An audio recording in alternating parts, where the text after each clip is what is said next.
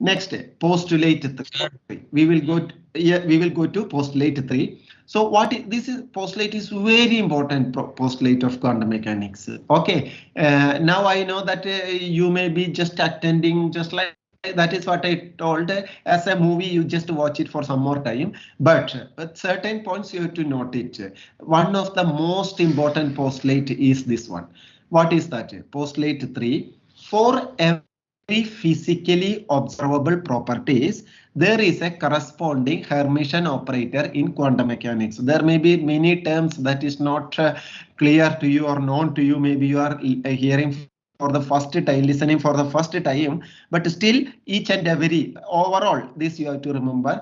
For every physically observable properties, whatever be the properties, let us say energy, dipole moment, or whatever it may be, for every physically observable properties, you cannot observe, but you can feel it or you can get those values, energy, when I say.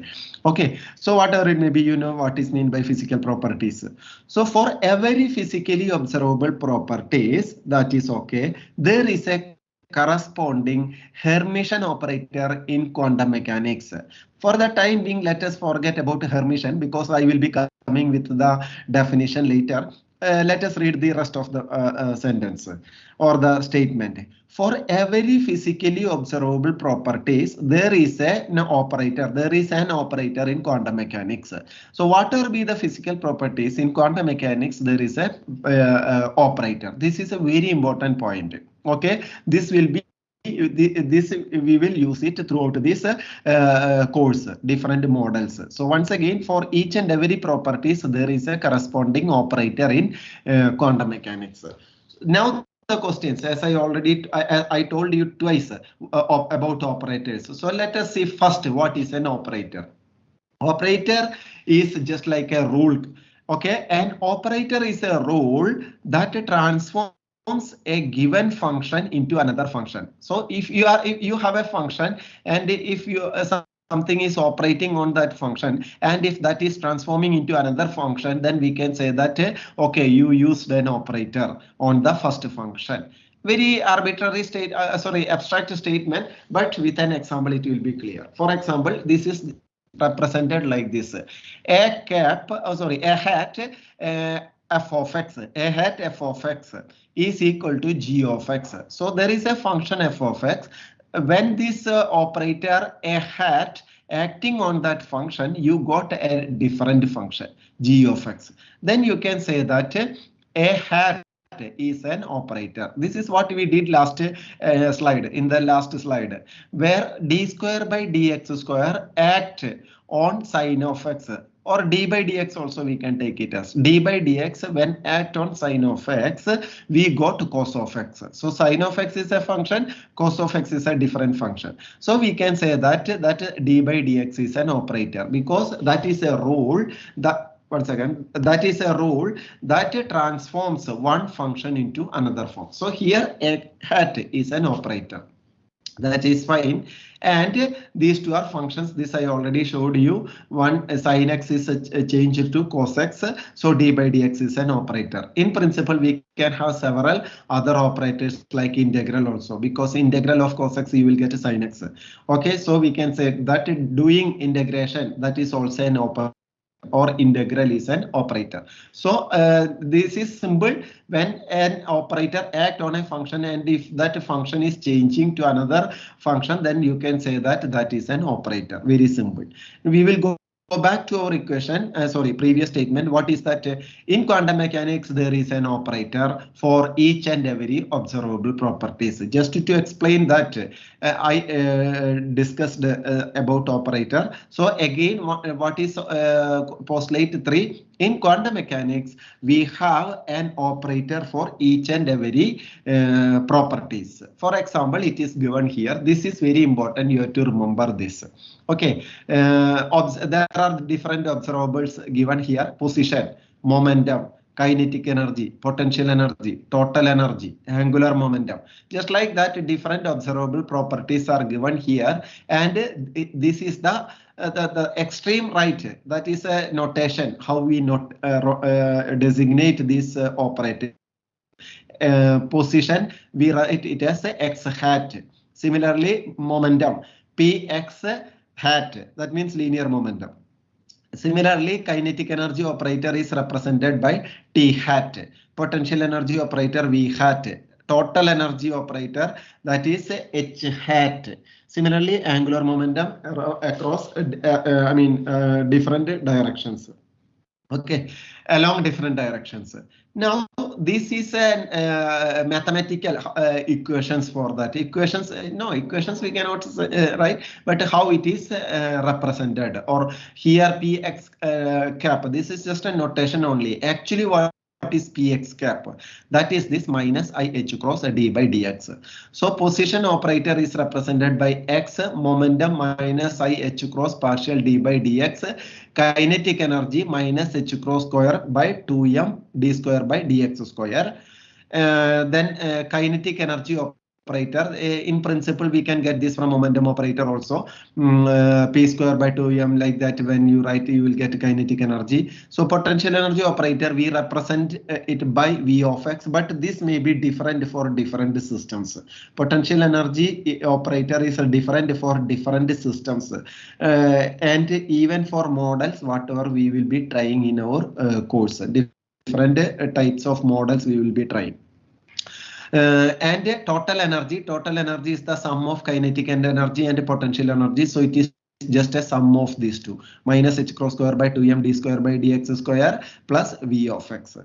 And total energy operator H hat, this has a special name that is called Hamiltonian operator. So once again, in quantum mechanics, the total energy operator H hat is called Hamiltonian operator. It is nothing but a sum of kinetic energy operator and potential energy operator. Similarly, angular momentum along different directions, Lx, Ly, Lz, and so on. Okay, so this is just to tell you that once more the previous statement, that means postulate 3. In quantum mechanics, we have operator for each and every observable properties. If there is no, sorry, this is Hamiltonian operator I already mentioned. If there is no operator there, we can even derive that operator also. How to do that? The quantum mechanical operators can be obtained from the corresponding classical expression. For example, in the previous one, I did not mention all of them. Some of the most important, whatever we will be using in this particular course, I have already mentioned. They are some of the operators. But if we want something else, for example, dipole operator, I want an operator for dipole moment, so that I can derive from the classical expression. That means the expression, what is a dipole moment? You know that dipole moment is a charge into displacement. So accordingly you can substitute the operator for each and everything. So charge, that you can just multiply as such charge q and position x. So just like that, if there is no operator, we can derive such operators if we know the equations, connecting equations and so on. Okay, so yes, please. Only one question, please. I just figured out that you said that operators are something that are used to convert one function to another function. So when you are what I'm saying is that if operator act on a function, it will convert. That is yes, what. yes. So if we talk about a physical quantity, what does it mean that that physical quantity has a certain operator? What is the meaning of that? No. Now I'm just telling that for all the physical, I'm not connecting anything right now. Later, because automatically it will be connected later. Purposefully I don't want to connect anything. There is a reason. At the end of the slide, it will be clear to you. Now I will tell you one answer, because there are several reasons. Now what I'm telling is that for all the physically observable properties, there is an operator. That is the only statement I wish to tell now, right now. For all the physically observable properties, there is an operator. This is one statement. Right now, I will not connect any statement, just one statement only. That means in physically observable properties, there is an operator in quantum mechanics. Just there is a reason, very strong reason for not going beyond that at this moment. Okay. So for the time being, just remember this, in quantum mechanics, there is an operator corresponding to all the physically observable properties. If that is true, that is okay, if you accept, agree, then I will, for 1 minute, I'll come out of this, because you asked me that what is operator? Operator, that is a different definition or different statement. What is an operator? If an operator act on a function, you will get something. You will get something. That is the definition of operator point of view. Here, I'm not telling that the operator, this physically observable property, whether it will change or not, whether energy can be converted to mass, or I'm not talking anything on that. In quantum mechanics, if you want to know about the energy, there is an operator. If you want to know the energy of a system, I have to complete the statement. If you want to know the energy of a system, if you know the wave function of a system, there is an operator. That operator, when act on that wave function of that system, you will get the energy. That is what, if you want to connect it to some extent. Again, I wish not to connect each and everything right now. Is it okay? Okay, sir, I got it. Okay. I got it. Okay. Because I want to, if I start connecting now, there will be a problem, because the reasons you will feel it later. That the purpose is to give you that kind of feeling. That is what certain things I wish not to go here and there, or not to try to connect anything. Let us go take this path for the time being, at least for this lecture onwards. You will have something. There is why I am restricting myself. You will have that. Okay, now kinetic energy. Kinetic energy, although we know that expression, just times, I mean, what I will say, not supporting. Oh, sorry, I was thinking something else. I forgot what I was trying to tell. Okay, the quantum mechanical operators can be obtained from the corresponding classical expression. With an example, I will tell you how it is.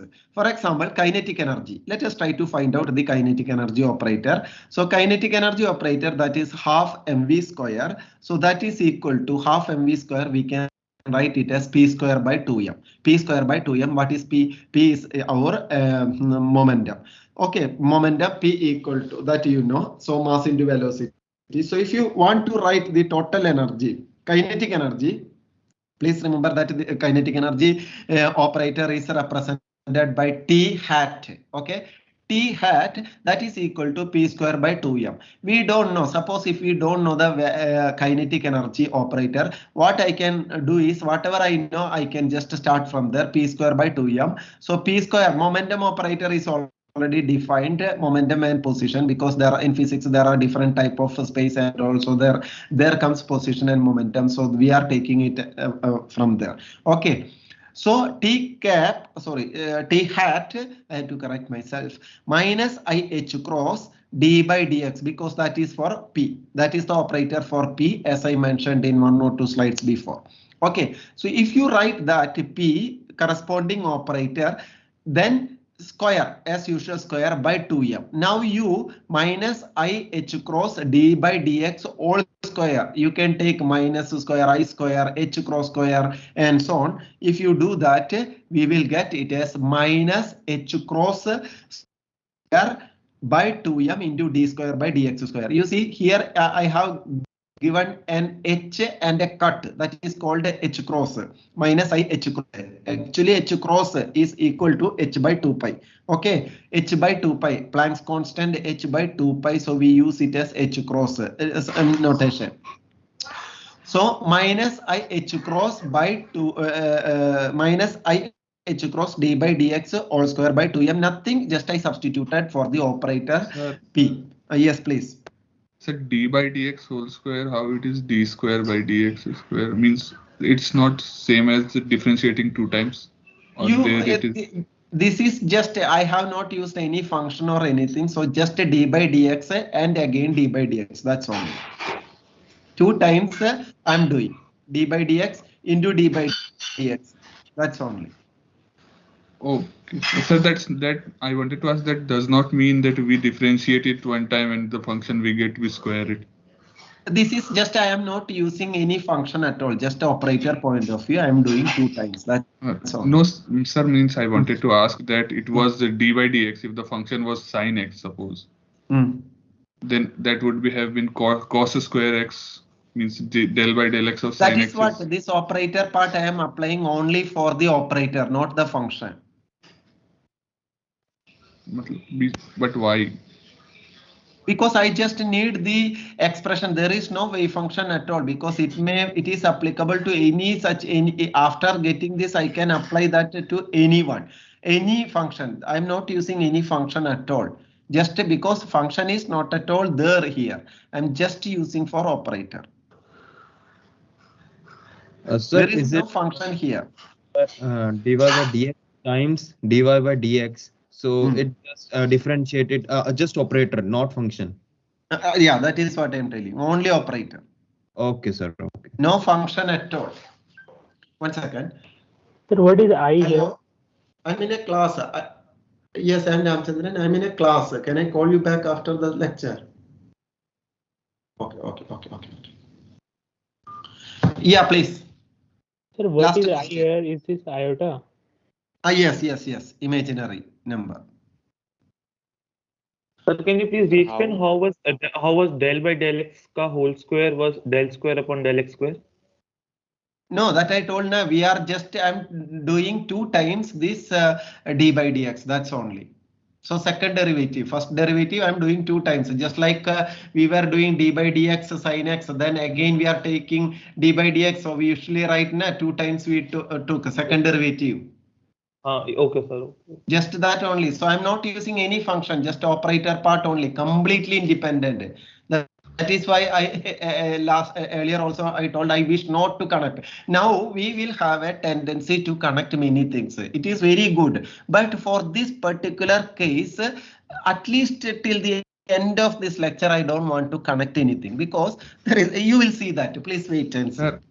Sir, one more thing. Last question.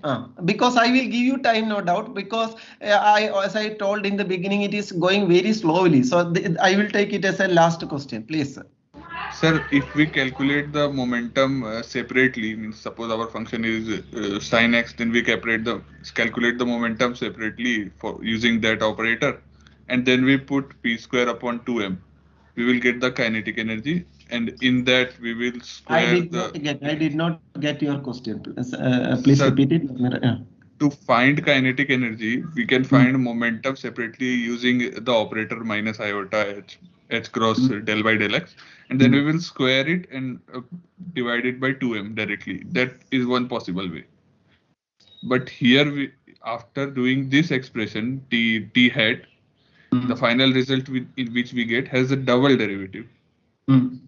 So double derivative of that wave function does not give the same result. No, because the operator, whatever you are p operator acting on a function, that need not be an eigenfunction of this operator. So the same way you will not get it. Sir, so means using 2 different methods, we get 2 different answers. Because you are not, whatever the functions you are using, that may be an eigenfunction of a p operator, but not for the kinetic energy operator. If they are not the eigenfunctions, you will not get it.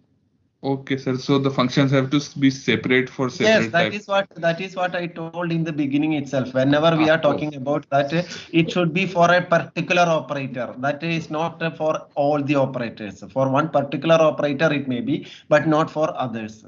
Okay, sir. Got it. Thank you.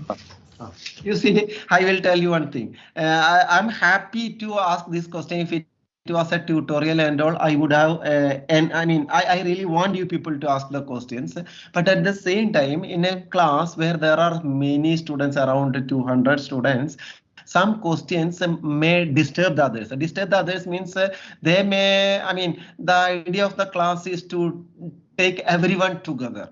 Okay, so I wish not to have any kind of, I mean, that, oh, this is tough, I'm not getting this kind of things should not have to the class altogether. That is why I'm restricting my questions, restricting the questions from your side, at least in the, till the end of this lecture, because these are just abstract things, so a lot of confusion will be there for many students. So these kind of questions, their confidence level or whatever it may be, that should, or interest on the subject should not lose. That is why I'm restricting. I'm very sorry, but after this lecture it is okay, because all of you have to be again, you have to wait till the end of the lecture. There is a one particular slide for you, so till that time you please cooperate. Okay, you, whatever the questions you have, you please keep it with you, and you can ask me after this lecture is over. I mean, at least this particular class is over, so that we will be in a position most of the students can connect the things. Till that, please restrict. Okay, this is a request for the benefit of the entire class and the class to move. Okay, okay. That is why I was repeating, I wish not to connect with anything. Okay, so let us see. Now, again, something new. Each and every slide, something is new. That is why I even cannot connect the things. Okay, next, commutator of the operators. Commutator of the operators. What is mean by? So you see, step by step we have to see. First, in one of the slides I talked about operator. That time you know what is an operator. That much is enough. No connection. Next, quantum mechanics में सभी observable properties के लिए एक operator है. That is okay. That purpose of the slide is just to pass that information. Next, in the last slide, this slide I am talking something about something new about operators. What is that? I am talking about the commutator of two operators. What is mean by the meaning of commutator? Mathematics also you would have studied something similar to this one. This is also to some similar to that. Here the word is very important. You read whatever I wrote, each and every word. Say little bit more attention to those words instead of looking at the physical significance for that. This is not the time for looking for the physical significance. Commutator of the operators. The commutator of the operators A and B, sorry, A hat and B hat is defined as the operator commutator of A hat and B hat is equal to A hat B hat minus B hat A hat. This is just a definition. There is no function. So don't try to apply anything at this moment. This is just a definition. How it should work. If commutator of A hat B hat, you have to calculate the procedure. I'm talking about the procedure. It is A hat B hat minus B hat A hat. Again, there is no function till this time. Just a definition. Now, if A hat B hat is equal to B hat A hat, there is no meaning. You know that two operators I'm telling no function. So in principle, it will not come. But if you apply these things, if A hat B hat is equal to B hat A hat, then commutator of A hat B hat is equal to 0. If this is satisfied later, then we can say that a commutator of A hat B hat is equal to 0, and A hat and B hat are said to commute with each other. They are commuting with each other if this condition is satisfied. Again, this is, take it just as a definition or how it should work or what should be the order. That's only. Okay, we will apply these things later. Now, so this is the definition for commutator operator. Now, how a commutator operator works? Because this is just a definition. Now, how to work, how it will work? For that, we need a function. Because commutator operator or two operators, just to know whether they are commuting or not. Then for that, we have to apply this on an arbitrary function. An arbitrary function you apply. For example, commutator. If you want to know commutator of two operators, commutator of A hat and B hat is equal to, as per definition, this we are applying that to phi. That means arbitrary function on the first part of the equation as well as on the second part of the equation. Now, this is the way procedure. Okay, now we will take an example. So far, there is no physical significance. So don't look at it. There is no physical significance so far because this is just a mathematics, mathematical definitions. Now we will see. Let us do the same thing for the position and momentum. So again, remember here I talked about the commutator of two operators, A hat and B hat. Now instead of A hat and B hat, I'm using two operators called position and momentum. There is a particular reason for that. So I'm using that position and momentum operator. As I told in one of the slides, this is the operator for position. This is the operator for momentum. So right now I'm just writing the representation how I denoted those two operators in that slide. Now, this is as per the definition, commutator of x hat and p x hat is equal to, this is the definition, just I am writing so far no function, x hat p x hat minus p x hat and x hat. Nothing, a b, in place of a and b I am using position operator and b I am using the momentum operator and just expanded that equation. Now I will use the respective operators. Okay, so instead of px, I'm just using the actual operator. Px is just a notation and this is the actual operator, how we use it, px. So px is minus I h cross. Cross is there. I don't know whether it is clear, visible to you or not. There is a cut. Okay, I h cross d by dx. So again, I'm writing x into x because x operator usually position operator we multiply. Okay, x into, that is why I'm using into x, then minus ih cross partial d by dx. You should not read it as x minus ih cross. So just multiply. That is why I put a dot there. X into minus ih cross. This is again just an expansion or substitution of the operator here. Nothing else, because so far there is no function. Now I will apply the function. So as usual, I have to apply the function here and outside also. And when I do, again, I'm always keep on taking the left side and right side. There is nothing more. Just I introduce the function phi here and here after the bracket phi and minus in this bracket also I am applying phi. Now when you do this, from here minus ih cross, that is a constant. So as I told you already, I'm multiplying, so that I'm taking it minus ih cross in bracket x into d by dx.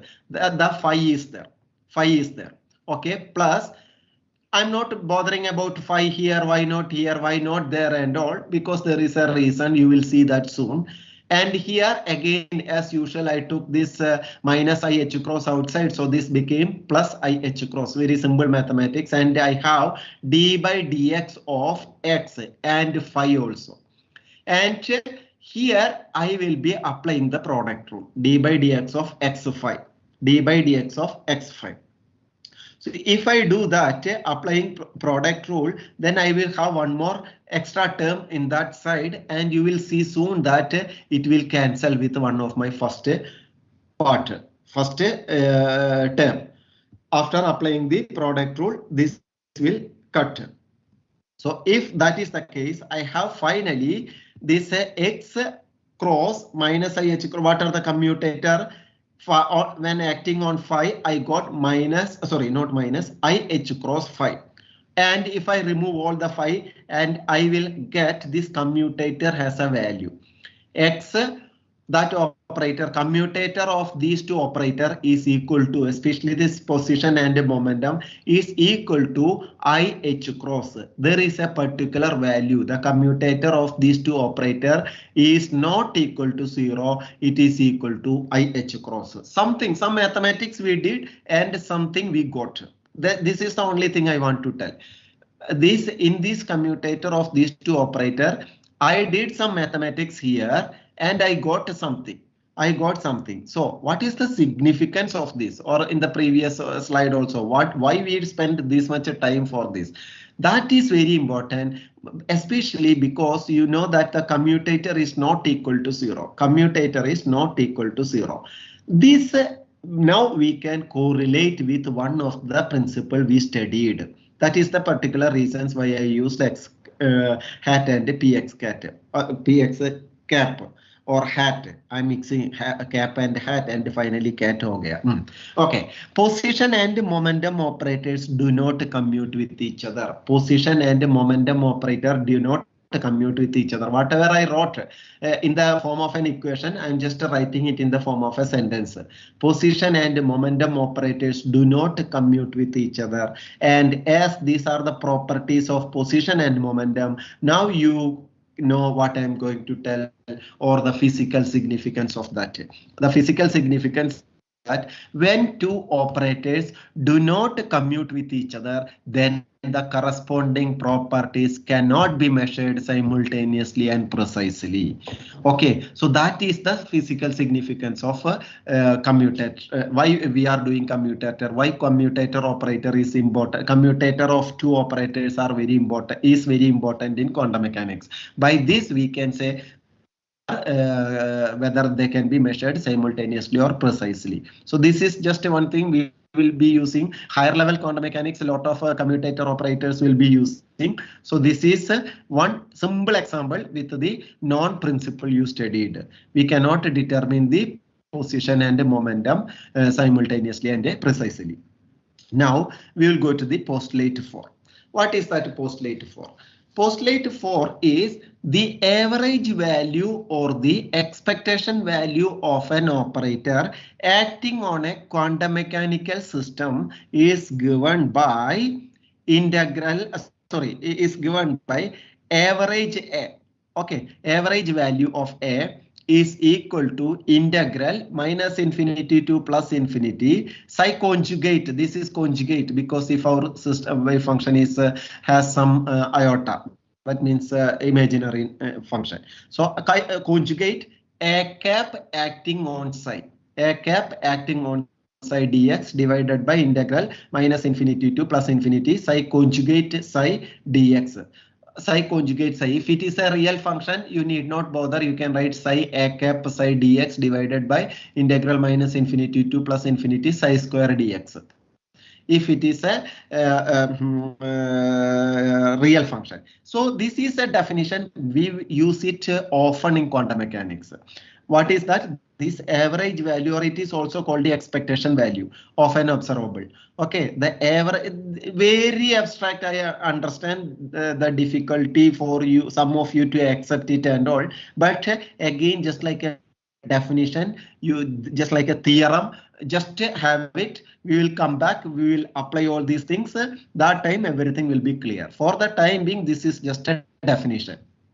Okay, the average value or the expectation value of an operator acting on a quantum mechanical system is given by this as per the expression. And you know that for a normalized wave function, although this is the equation, we will not be using this equation always, because if it is a normalized function, you know that the denominator will be 1.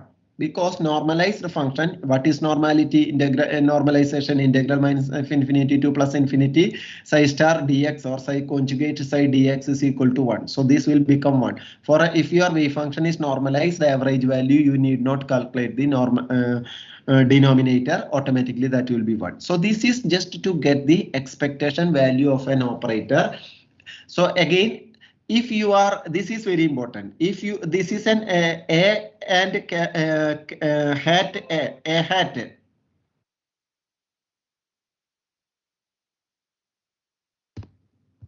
So here a hat, this is just to tell that if you are looking for the average value of this particular property A, then you have to use its operator. Or in other words, if you are looking for an average value of a position, you have to use the position operator here. If you are looking for average value of energy of a system, then you have to substitute with the its particular operator, and so on. Okay, once again I will repeat. A is a general thing here. It can be any of the property and corresponding operator. This is just one additional things I want to tell you, because you should not confuse with what is this A and a hat. So depending upon whatever be the property you are looking for, you have to use the corresponding operator. And whatever the system you are looking for, you have to use its corresponding wave function. This is a general, more than general. I just want to add this. This point is very important because here A and A hat are the property and the corresponding operator. So depending upon whatever the property you are looking for, you have to use it. That's only. And this wave function will be changing from one system to another system. So in that sense, this is a general equation. Now this is postulate 4. Now just a little bit more details. When psi satisfies an eigenvalue equation, I told you what eigenvalue, because if a wave function acting on a function, sorry, if an operator acting on a function here, A hat, that is the operator that is acting on an arbitrary function psi, and you are getting your function back with the value multiplied with that, constant multiplied with that. If this condition is satisfied, again, if this condition is satisfied, then we can say that psi is an eigen function of A hat, but this need not be always. Again, this wave function need not be an eigen function of all the operators. These kind of things, changes we have to note. This is a simple equation. A hat acting on psi, you are getting your function back multiplied with a constant. If this is the case, you can say that psi is an eigen function of the operator A hat. Again, operator should be specified, because psi need not be an eigen function for all the operators. For example, if your wave function is sin x, you know that d by dx, if you take d by dx or sin x, you are not getting sin x back. When you are psi is sin x and A hat is your d by dx, first derivative, you will not get your function back. When d by dx act on sin x, you are getting cos x only, you are not getting. Okay, so this sin x is not an eigen function of d by dx. But if your operator is the second derivative, d square by dx square, then d square by dx square of sin x is equal to, you will get sin x back multiplied with a constant -1. So in case you can say that sin x is an eigenfunction of the operator d square by dx square with an eigenvalue of -1. This is what I told. Whenever we talk about, we cannot simply say that psi is an eigenfunction. Psi is an eigenfunction of what? Psi is an eigenfunction of the operator this. That much we have to complete. We have to complete that statement. Okay. So this is just the wave function is always considered as a superposition of many different eigenfunctions. This is a very strong statement. Wave function, whatever we are talking about a system, always that will be an eigenfunction of superposition of different eigenfunctions. So one system, we can always write it as a linear combination of eigenfunctions, several eigenfunctions. Okay, that is why we are not always getting one value. And moreover, depending upon, there will be a weightage and all, we will study, we will write it later, not just like it is already coming here. So the wave function psi for any system, again I'm not specifying any system. For example, wave function of water molecule, then that itself is a linear combination of several mathematical functions. I want to use the word mathematical functions so that there will not be any confusion on that. Wave function of water molecule, I am writing as a linear combination of several functions. Again, there are many things. It is too early to tell something more about on that. So I will not tell anything on that. Just have one thing in your mind. A wave function is a linear combination of several eigenfunctions. Only that much. Don't try to give any kind of physical picture to this statement. Later, automatically you will get that physical picture, but now it is too early to give any kind of physical picture. I wish not to give. The reason is that it should not confuse many students. So it is better not to give any physical picture at this moment, but later you will know the meaning of the statement. So with one more statement, I will stop this. That means the wave function, whatever it is given in the blue, it is very important. That is the only thing what we have to take it from. Just like this. This is too exaggerated equation, but still 3, 4, 5, 6 matrix 3, 4, 5, 6. I am writing it as 3 times 1, 0, 0, 0 plus 4 times this plus 5 times this, 6 times this, and so on. Okay, this is too exaggerate, so I wish not to show it for a long time. Okay, so just this is the idea, is that something I am trying to give as a combination or superposition or linear combination of many things. And if it is too abstract, I will tell you one thing. This is almost like molecular orbital writing in terms of atomic orbitals. Molecular orbital as a linear combination of atomic orbitals. Okay, so that is don't keep it for a long time. If you are very much frustrated with all these equations and all, just to tell that okay, there is some hope till that let us travel. That is the only thing for that psi and linear combination. Right now I want to connect, not more than that. Slowly we will connect all these things. Okay, that's only, better not to talk much on that. So when the operator acts on the wave function, the operator acts on one of the eigenvectors that makes psi. That is why we are taking the average and all, and that is what is observed. Because psi is not the same every, psi is itself is a function of position and time. Okay. So certain things it will not be visible. It will not. Okay, that I will tell later if it is required. Okay. So once again, psi total wave function is a linear combination of several mathematical functions. For example, wave function of a molecular orbital, as if we are writing it as a linear combination of the atomic orbitals involved in that. That's only. Now this is just a cap x on y will get one of the eigenvalues of a, but we cannot predict which eigenvalue will be obtained. So that we will go for that minus infinity to plus infinity expectation equation that we will use. Better not to connect it. Again, I'm going back to that equation. The average value or the expectation value of an operator acting on a function is given by this expression, whatever I told in the beginning. That means postulate 4. I'm just repeating because many things are clear to you right now. As I told, if it is an normalized function, we need not bother about the denominator. So this average value we can get by this way. Okay, this is the thing. Now, for 3-dimensional case, that is okay. Now, an expectation value is the weighted average of a large number of observation of a property. That is why we call it as an expectation value, average value. So sometimes we will, depending upon how much weightage. These things, it is a little bit, okay, better I will not comment on that. Okay. If it is required, I will tell maybe later stage. Now I finished. Now, sorry. Can you once question if you have? Sorry.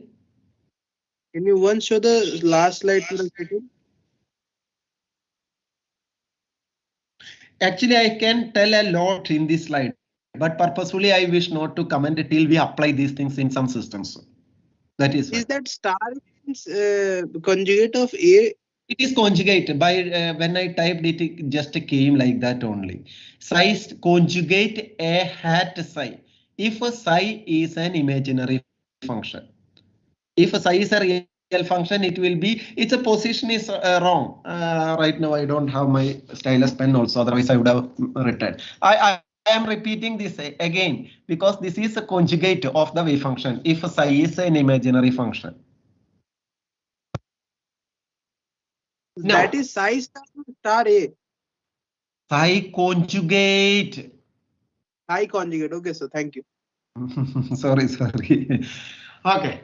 Now, let me summarize certain things. Topics what we discussed so far.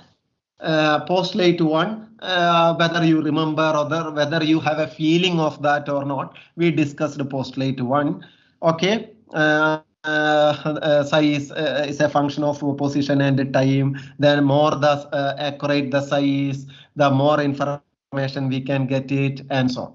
Wave function, a function of position. This was the postulate 1. Postulate 2 was its square, and that was giving the probability and so on. Okay, that is also known as bond postulate, and all we discussed all these things. Now postulate 3, acceptability of wave functions. That we did not discuss. Okay, sorry. There are some certain conditions a wave function should satisfy. Then only we can consider it as an acceptable wave function. So that is that it should be a quadratically integrable. There should not be two values for a particular value of x and so on. Okay, that I missed it. I will tell you later. Next, normalization we discussed. And postulate 3, we discussed that today. That means for all the quantum mechanical operators, there is a corresponding Hermitian operator in and that we can get from the classical expression and so on. All these things we discussed today. And postulate 4 also I discussed and average value, expectation value, and all. Now this is for the entire class. Some students, I know that because of their curiosity, or they may be attending some parallel classes either in YouTube or their own topics, especially physics. That is okay, fine. But most of the other students may be wondering why I am discussing all these things. Be completely lost also. This is not the best time to teach quantum mechanics just after the lunch, the best time to sleep. That time I'm coming and talking a lot of mathematics things, abstract things, and moreover sir is telling that don't try to connect too much, really harassing kind of things, no? But if you are in such a situation like completely lost, that kind of situation, I will tell you, sometimes we have to do that. Sometimes we have to listen irrespective of what we are doing. For example, when you were doing your nursery, LKG, UKG, or when you were a play school, your teacher would have your teacher or mother or someone else in your home would have taught you the alphabets A, B, C, like that. That time, without any question, you just repeated that. The teacher wrote A, you also repeated A, B, B, B, B, C, C, like that. You never asked what is this A? Why? What is this A? If I know A, then only I will study B. After knowing what is B, then only I will study C. You never asked that. I'm not telling you don't ask anything, but this is for those who thinks that, oh, what is so many abstract things he taught, I'm not able to connect, correlate, and so on. This particular slide is for those students. So as I was telling, when you were doing your LKG, UKG, play school, you just repeated without knowing that is A, B, and C, and so on. If you insist that I will learn B only after knowing that what is A, I'm pretty sure that you won't be here. You would have completely lost that time itself. You would not have studied anything after that. Sometimes we have to do that also. Okay, not every time I'm telling, but sometimes we have to take that path. This is what I wanted to take in this particular lecture. That is one of the reasons I stopped. I answered in between, but still I was telling you, please wait till the last and all, because whatever we discussed to some extent, they are the alphabets of quantum mechanics. The alphabets of quantum mechanics. So if you insist, I will go to the next slide only if I know this. You cannot study this particular quantum mechanics, this particular things, because we cannot connect, because all those things we are going to discuss later. So how can I take those things as an example? I cannot take, because we don't have anything, we don't have an atom, we don't have a molecule. Then how can I take the example of atoms, molecules, properties, and so on? So because we are starting from the scratch, nothing. That is what I told. Take those students who could not connect anything. For them, please remember that whatever I taught so far, they are just the alphabets of quantum mechanics. So as I told you, you never insisted that I will study on B only after knowing A. If you insisted that, I'm sure, as I told before, you won't be here.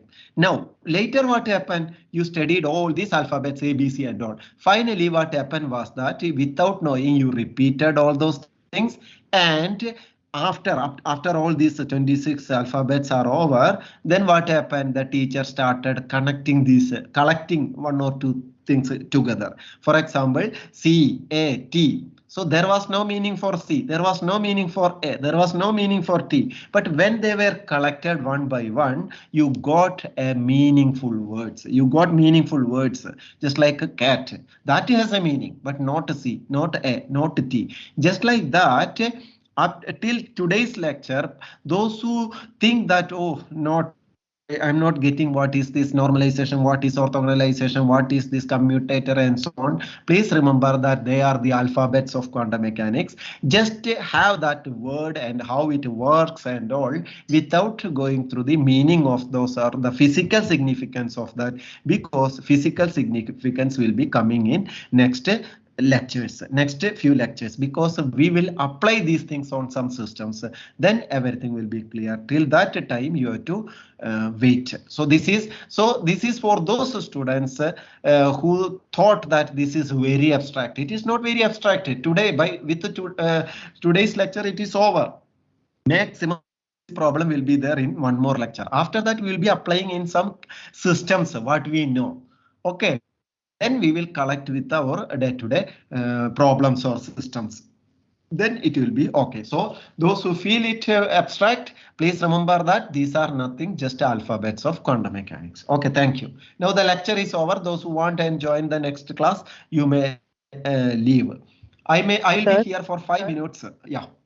sir, how shall we get the notes so that we can revise it in the next class, sir? After next lecture, I will give you the note. Okay, sir. Because